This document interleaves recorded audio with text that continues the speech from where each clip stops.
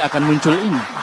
Jadi jangan kemudian menyoal, wah yang ini nggak beres ini karena suka lihat film bokep misalnya begitu yang kemudian diedarkan di media sosial. Yang ini nggak beres karena anaknya nggak pakai jilbab begitu. Jadi ini bukan ukuran.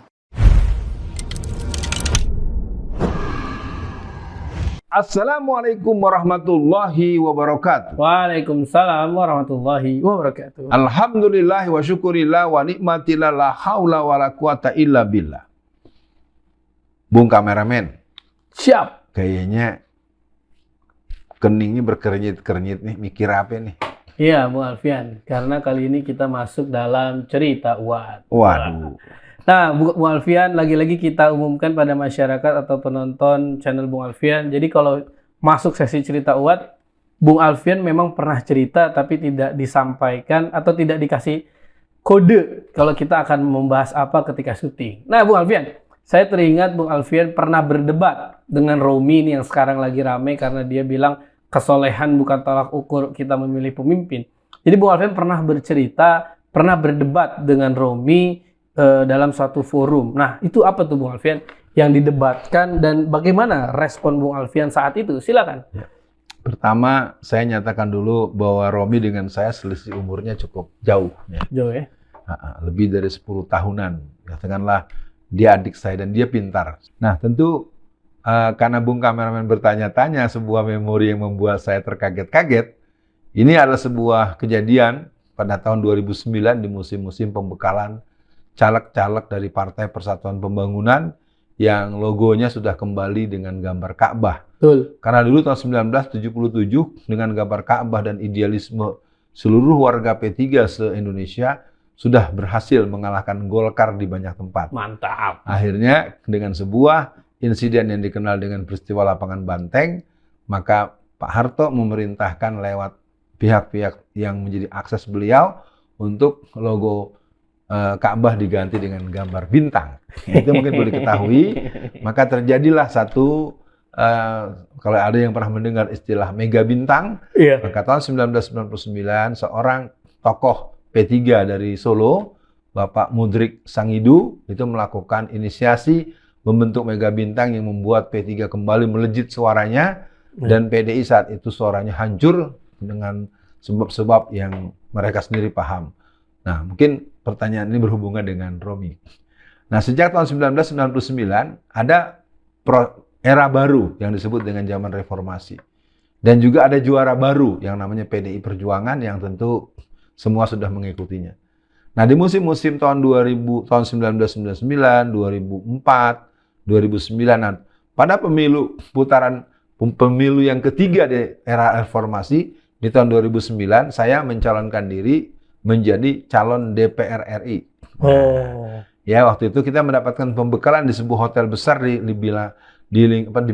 bilangan Jakarta Utara. Lalu entah gimana mulanya saya kurang paham, kalau nggak salah waktu itu Romi masih jadi wakil sekjen kalau nggak salah ya, atau udah masuk di jajaran BPH lah. Nah, dia mengatakan bahwa saudara-saudara, bahwa P3 itu adalah partainya NU. Waduh. Saya sebagai orang yang di P3 dari tahun 82 kan kalau masuk di 2009 kan udah kejauhan tuh. Ya, mungkin udah masuk lebih dari 20 tahun tuh, mau 30 tahun kan. Saya ambil mic, interupsi, saya bilang, "Saudara Romi, bahwa saya hadir di sini sebagai orang yang juga menjadi caleg dari P3 DPR RI. Periode 2009-2014.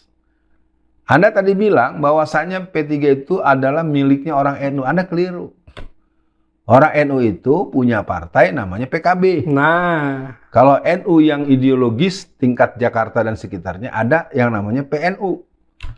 Itu pimpinannya Pak Sukron Makmun. Kalau di tingkat Jawa Tengah, Jawa Timur ada yang namanya PKU, Partai Kebangkitan Umat yang dipimpin oleh paman Anda. Pamannya Gus Dur, salah ngomong. Ya, pamannya Gus Dur yang namanya Kiai Haji Yusuf Hasim. Nah, jadi situasi itu Bung kameramen membuat keadaan jadi heboh.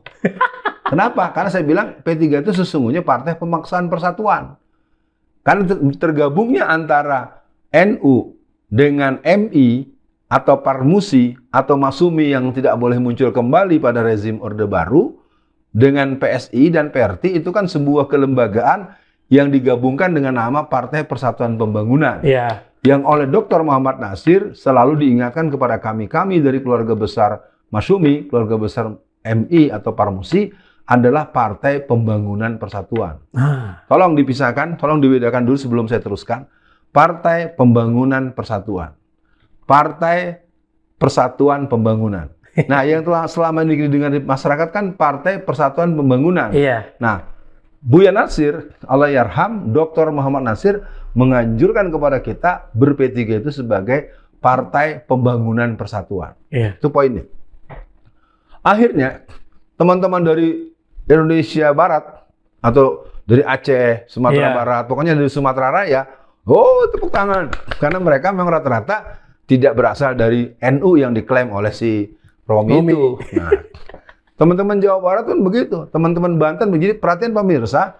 Kalau ada yang mengatakan bahwa, katakanlah dalam bahasa partisipasi politik, masyarakat Jawa Barat, masyarakat Banten, masyarakat di Kalimantan Selatan, masyarakat di Sulawesi Selatan, secara peribadatan mereka sama mungkin dengan aktivitas-aktivitas yang mungkin dikenal dalam tradisi-tradisi keberagamaan NU. Tetapi politiknya tidak sama. Iya, betul. Makanya di jalur Banten yang kuat P3, bukan PKB.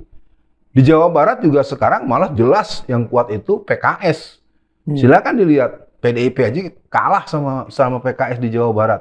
Karena Jawa Barat itu apalagi Sumatera Barat. Ya, Sumatera Barat aja sampai bikin 0 tuh bocah, ya kan, kalau Betawi bilang. Nah, kembali cerita saya, akhirnya suasana jadi riuh. Nah, saya kurang paham bagaimana respon Mas Romi saat itu ya, Adinda Romi. Saya nggak inget lah, mungkin karena dia merasa sebagai BPH di bawah pengurus, dia nggak nyangka kali saya bagaimanapun kan bukan kader kaleng-kaleng, ya kan? Saya kader dan pengkader di P3 aja, saya perlu angkat tangan dan orang-orang yang ini setelah acara itu istirahat atau bubaran, mereka pada begini semua. Keren, kader P3 nih. Iya dong. Saya ini kan kader Masyumi yang sedang berkuliah di University of P3.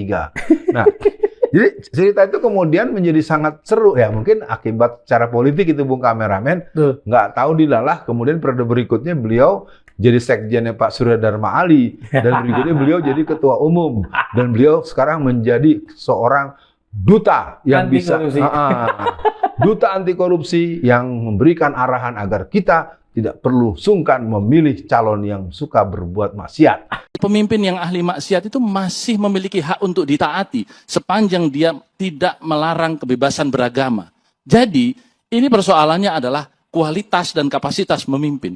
Ketika kita berbicara kualitas sidik, amanah, fatonah, tablik sebagai ukuran seorang pemimpin, bukan kesalehan yang diambil. Begitu Bung Kameramen. Ada lagi? Iya, Bung Alfian. Berarti kan dengan beliau menyebut itu, bisa jadi itu kalimat itu berada dalam alam bawah sadar dia, Bung Alfian. Iya. Bisa alam bawah sadar, bisa juga emang itu dijadikan manipulasi sejarah. Dalam pertemuan-pertemuan homogen angkatan muda yang semodel dengan orang ini, mungkin itu menurut saya juga jangan bohong dengan sejarah. Betul, setuju ya, saya. Saya pikir begitu. Nah iya, Bung Alfian, mungkin untuk closing sesi cerita Uwat kali ini menarik nih Bung Alfian. Bung Alfian kan sebagai kader dan pengkader DP3, jadi mungkin Bung Alfian bisa jelaskan sedikit sebetulnya positifkah arahan P3 hari ini atau orang yang menjadi petinggi di P3 hari ini mendukung Ganjar, Bung Alfian? Karena kan kalau Bung Alfian runut dari awal dibentuknya P3 itu kan untuk, ya saya kurang paham ya, maksudnya nanti Bung Alfian bisa jelaskan, agar kader P3 yang ada di daerah, mereka tidak asal ikut-ikutan Romi CS sekarang, Bung Alfian. Karena ini berbahaya, Bung Alfian. Kalimatnya itu sudah tidak menggunakan cara pandang Islami lagi, kalau menurut saya. Hanya menggunakan cara pandang nomor rekening mungkin. Nah, untuk closing kali ini, Bung Alfian, silakan. Kepada seluruh keluarga besar P3, Partai Persatuan Pembangunan, saya Alfian Tanjung, saya tidak yakin Anda tidak kenal dengan wajah saya. Seluruh kegiatan saya ikuti, yang Rapimnas, yang pengkaderan, yang harlah. Bahkan saya pernah duet ya dengan Kiai Haji Alawi Muhammad pada pemilu 2004 itu di Bangka Belitung.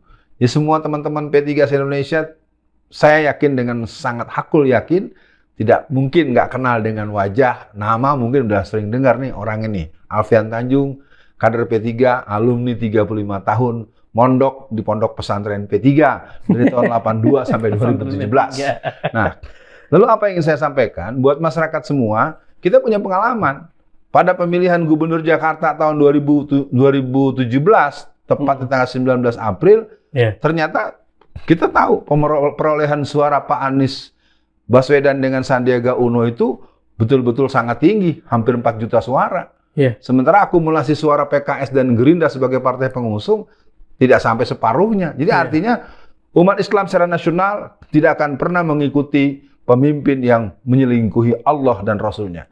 Karena di P3 ada 6 asas partai, ada 5 khidmat partai, dan kita juga punya komitmen untuk menegakkan syariat Islam untuk merujuk kepada Quran dan Sunnah. Jadi masyarakat luas, saya yang lama di P3 sering mengalami kekecewaan karena orang-orang di pucuk kami itu kadang-kadang makhluk yang tidak diketahui. Tahu-tahu jadi ketua, tahu-tahu jadi sekjen, tahu-tahu jadi bendahara, tahu-tahu jadi PLT, sama dengan di Depok, ya kan gitu. Nah, jadi kembali sebagai penutup kepada seluruh kawan-kawan muda Islam, mari besarkan, mari pilih presiden untuk umat Islam, dan mari kita pilih partai-partai Islam, caleg-caleg Islam, calon gubernur, calon bupati, wali kota yang berkhidmat kepada Islam, pastinya agamanya Islam, dan dia berpihak pada aspirasi Islam. Umat Islam menentukan tahun politik 2024. Oligarki, no way, PKI, basmi, dan seluruh yang membahayakan kesatuan kedaulatan NKRI akan kita lawan dengan ketentuan konstitusi, dengan dukungan ayat suci Allah Subhanahu wa taala. Assalamualaikum warahmatullahi wabarakatuh.